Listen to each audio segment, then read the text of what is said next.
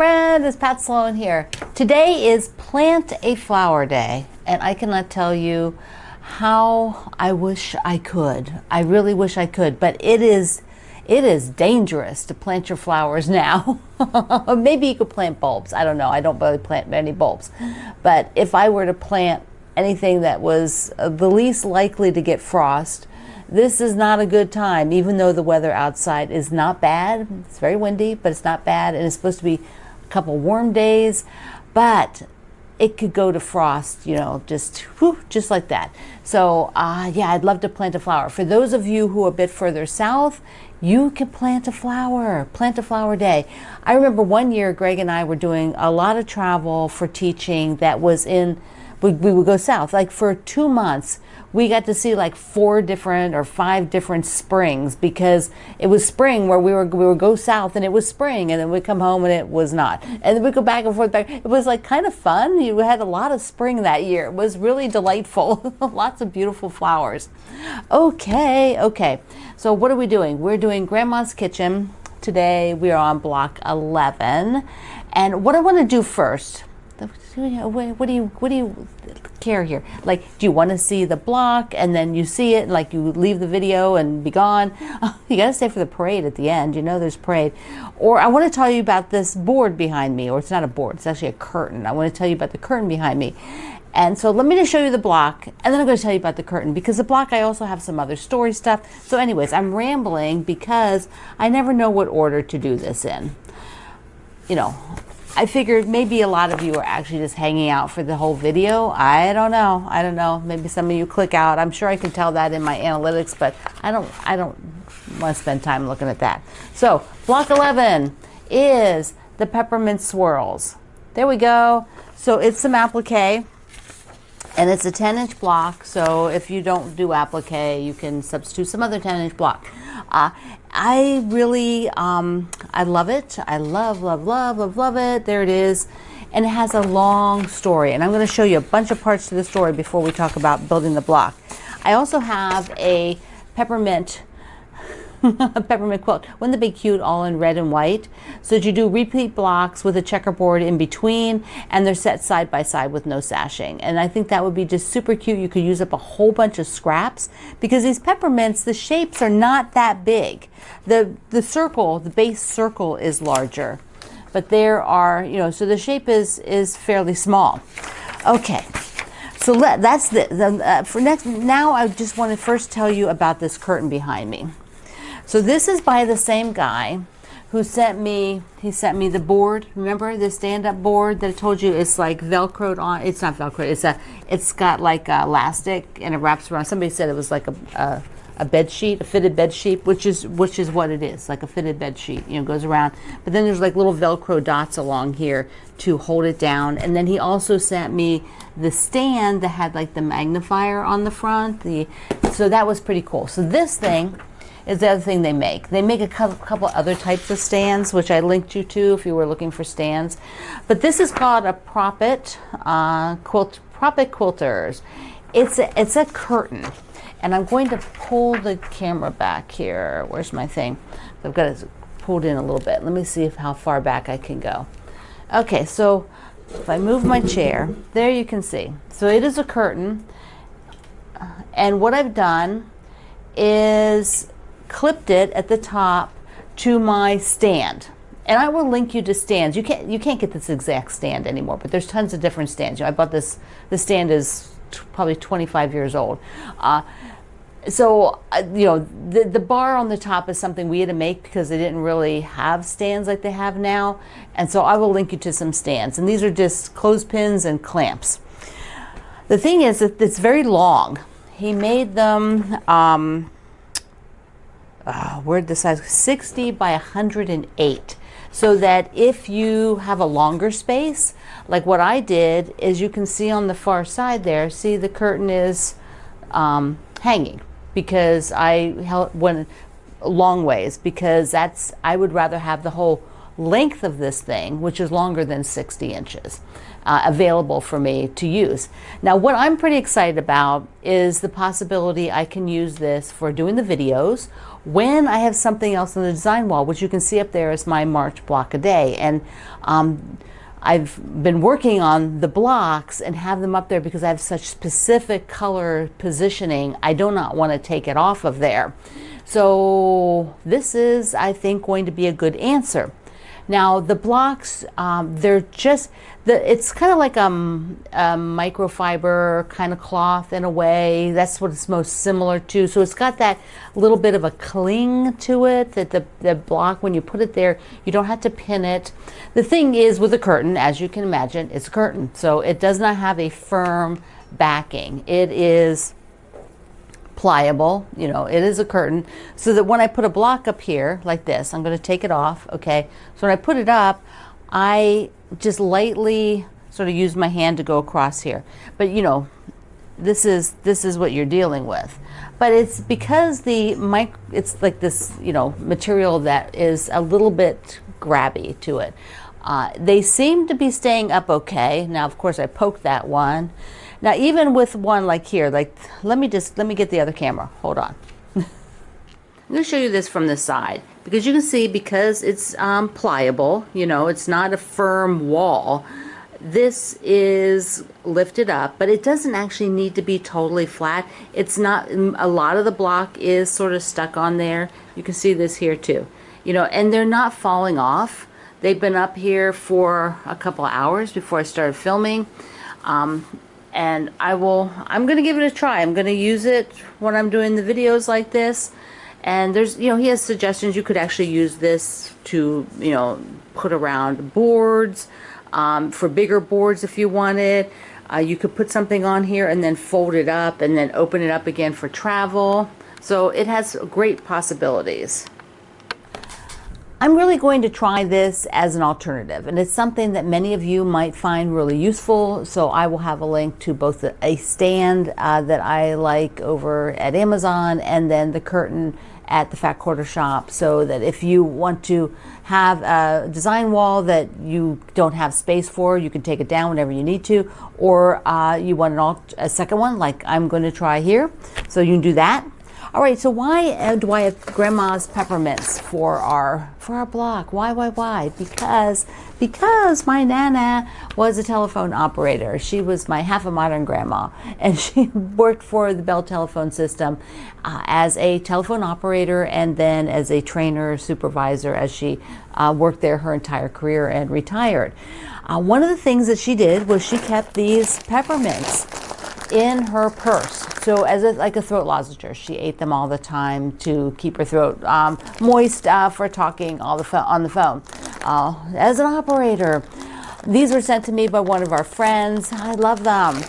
So a few years back, and I showed you this, I talked about it, I've showed it to you before, I've talked about it recently when I was doing all this reorganization, is that I have this much older project where I wanted to, you know, celebrate my Nana having these peppermints, because she used to take the bag, and she'd dump them in her purse. And then we kids, my brothers and I, would just, you know, dig through Nana's purse looking for peppermints. It was such a treat. It was a real treat. And so I wanted to create Nana's purse with the peppermints. And I did this quilt many years ago. I'm not going to take the blocks off of there to put it up. So I'm just going to hold it and talk about it a minute. So this I did, and I do love it, and I do want to finish it whenever I decide I will work on UFOs. It will be one of the first. I had always wanted, so you see her purse at the bottom, and I had always wanted to, did you see the whole thing? Yeah. So I'd always wanted to put Nana's peppermint somewhere on here. And I just, at the time that I was making this, my skills in applique for just to do these peppermints, that was a struggle. You know, that was about all I felt I was capable of. And I didn't really feel capable of doing letters, and nobody was really doing pieced letters at the time. Plus they would have been very tiny, and I would have needed, like, you know, anyways. So I never did them and I put the whole project away. One of our friends, when I brought this out a few years back, sent me this. Thank you, thank you, thank you. I might put it on the front, I might put it on the back. Scale wise, you know, it's nice that it's on black, so I can put it like down by the black purse. So I have to play around when the time comes, but it will go in there. But that is why I have great memories, and I really want to work on that someday and get it done someday, probably next year. That's probably when I'll do a UFO thing, kind of get them all done. I don't really have that many. Okay, I'm digressing tremendously here. Let me, before we go to the block, because I don't want to forget this is what happens. I get going and then I forget to add these things. So first, I had a wonderful note from Terry in Montana. Look at this card. It's children's art. Isn't that beautiful? And then she also sent me a yummy Starbucks card. Thank you, thank you. Mwah, mwah. This is awesome. The other thing is behind that on the design wall, you see up there my block Wednesday, my block a month, my March block a month. And get all the words muddled.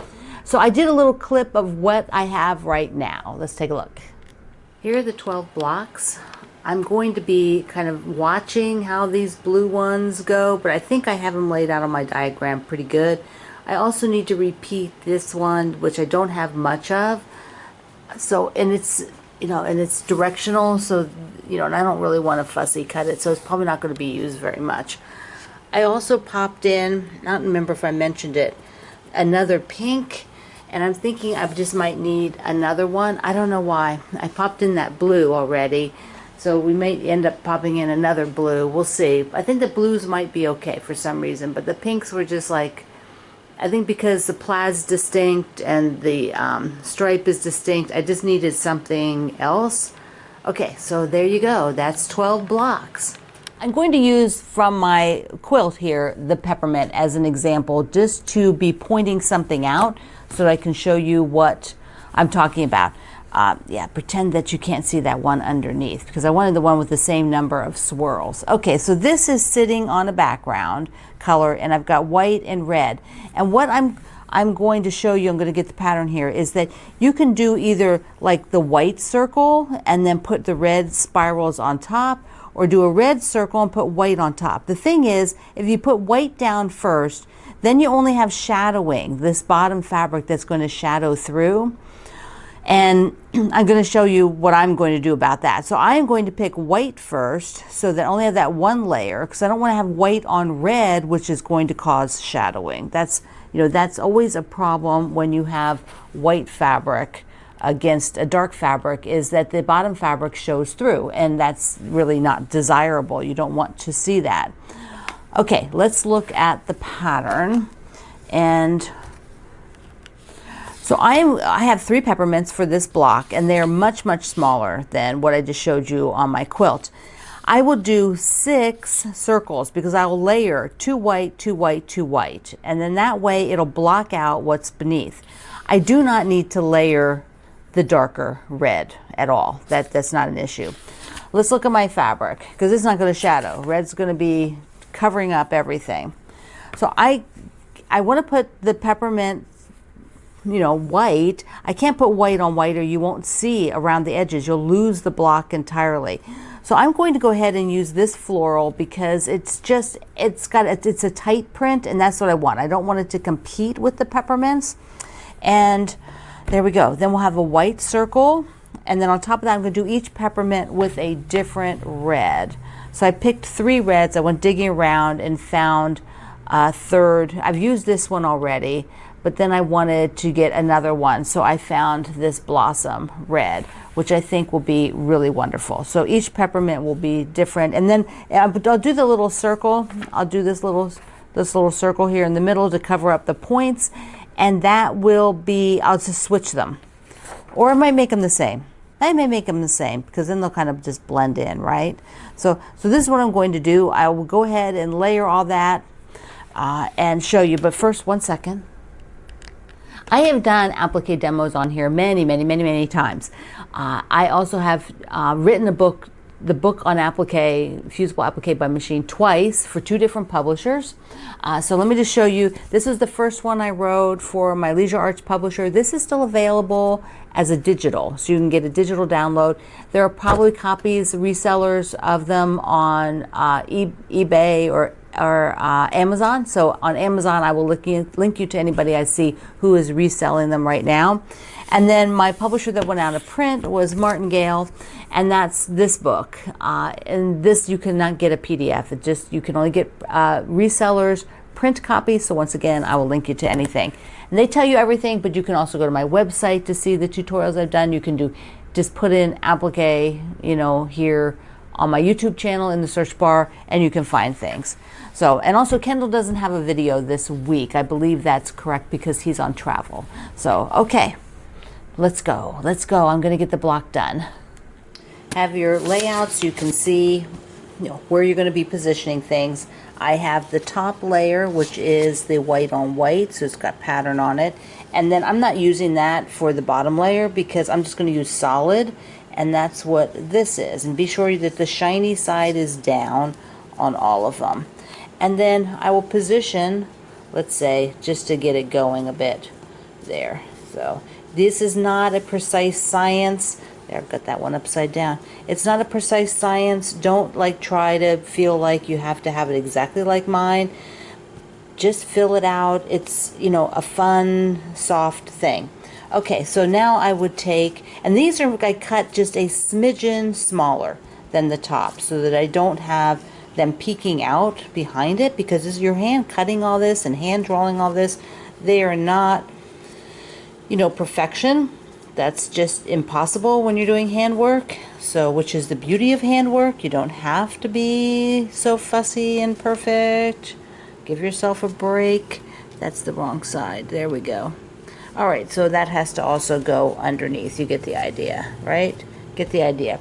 So I have all of those, and then I will fuse it once I'm happy with what the layout is. I'll then go back, and I have to do the red still, and put the little melons on to get this effect. Actually, I will fuse, but not where I want to tuck things under. See, there's some stuff tucked under. I will not fuse this part. I'm just going to fuse the outer edges to lock it down. Because I'm not going to move this. I'm going to, be working here, but this is not going to be transported anywhere. I'm getting it all done now. Voila! There are the peppermints. They are not stitched yet because I started this filming in the afternoon, and it's getting late, really late. So I will stitch them tomorrow or the next day. Most likely you will see the stitched version next week because tomorrow I need to film in the morning. So there we go. Look at that. And the peppermint, the inspiration behind it all. This will go at the top. This is our, wait a second, let me just put it up there. And there it is. That's its position in the main quilt, in the full quilt. Oh, I like it up there. I really like this background. Okay. What we're going to do now is our block parade from last week's recipe box block. All right, I'm inserting this because you need to know that on Thursday, Friday, maybe Saturday, my website might be down. I love to make quilts because we have to do a major behind the scenes technical work, and in order to do that work, it has to be down, and that's and there's things behind the scenes, but hopefully it'll only be like a 24-hour thing. So on Wednesday, you should download your pattern. It won't be available then until it comes back up. I'm not going to put it anywhere else. It's just too much effort and work and to make everybody understand. So, get it Wednesday, get the block Wednesday on Wednesday. Otherwise, you might have to wait because I don't know what time on Thursday it will be out of service, but it will be, and it has to be. So this is just a little note and a reminder. We will hear this reminder again tomorrow, this exact same one, and then I have a in-video reminder on Thursday. Barbara kicks off with her whimsical fabric. I love this. It's got the fish bowls, super, super cute. Did you get fish at the fireman's fair? Took home a little fish? I did. It was fun. Here is Carol's block, and she is using my fabric line. One of my older fabric lines. Looks so good. Thank you for using it. Kathy's beautiful pink, so pretty. She said that her granddaughter is the cook in the family, so that is such a fun thing to share, that she's the good cook. And here's all the blocks together and a picture of some of the recipe cards. Yay, my favorite peanut butter cookie. Yum, yum, yum.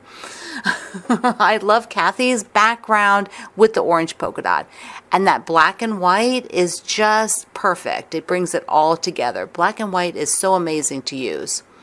Cheryl's gorgeous burgundy, and I love the different tips. She's got 2 different fabrics for the small tips on them, so you might wonder what that would look like. There you go. Here is Connie's block, and the book at the top, that recipe book, she said was a book her daughter gave to her when her daughter was in kindergarten, which was a little bit ago. It's so great. A few of you have stories, and I've tried to recap them the best I can, so hopefully I don't mess the story up too much. Here's Dee's block with a beautiful pink background. Love that. So Diane, she said that her mom did a scrapbook of favorite recipes, and now they've been making copies of that scrapbook and giving it to family members. Such a great idea. So if you are looking for ideas, there you go. Helga's block, and now her mom's recipe book is in German. So there's all of her blocks together. She's got all the same background, which is really fun to see. She's using that really effectively through her blocks. Jackie's, I love the gray and the aqua, or the gray and the teal, however you want to say it. Looks so good. And she's got the spacer, and she's got down below. She's getting a row together, I see. Jane, sorry. This is Jane's with a beautiful green. That's a favorite green of mine. And looks, that beautiful light aqua in the points is so pretty with it. Joan is sharing her grandma's, these are her grandma's recipes, I believe. Look at those. Fun. Things that she kept in the recipe box. We all have those, right? Things you pulled from the magazines, from other places. Here is Joy's block and her grandma's cookbook. And look at the recipes. Yay! Love the recipe boxes. My friend Kendall, who also has a channel here at YouTube, he does a lot of videos. I'm not sure he has a video this week. I believe not, because he's on travel, but he does do lots of videos. Laura, my friend Laura, and the chickens with the gingham. Oh, perfect. So perfect. Here is another Laura and her green blocks. She put them together, like with the center part. I like that, how it makes a unique center. And the pages are from her grandma's booklet. The personal handwriting is the absolute best. If you can, be sure you pass down your personal handwriting so others have it. It's really special. Lenita's block is super cute. And she also gave us a family portrait, so here they are all together. Linda's, I love the floral that's in there, that kind of William Morris feel. One of my favorite kind of styles of fabric. I like lots of things. Susan's has got some beautiful, it's like a sewing fabric there. On the black background, there is embroidery floss and spools and hoops. Pretty cute, right? Pretty cute fabric. And here's a different Susan, and she is using a really fun, lively background. Makes just everything pop, and you can see all of it, all her blocks together. Aren't they great? Now, this doesn't have that last one with it on this picture, but I wanted to show you what she's doing because it looks so good. And she's got that sort of novelty print fabric. Very fun. My friend Suzanne, who is also one of our ambassadors, her super sweet blocks, and more chickens. What's with my friends and chickens? Lots of chickens. And then here are all of my blocks together to wrap it all up. Now let's share your peppermint blocks. And when you do, you may not have a story about peppermints with your grandma, but maybe you have a story of some other candy. Maybe you have a story of what her purse or her things meant to you. Everybody has kind of that little bit of something where your grandma had that special little thing that only you knew about. Right. Okay, my friend, I love you. Mwah. Thank you for being here in the Sloan Zone. I will see you online.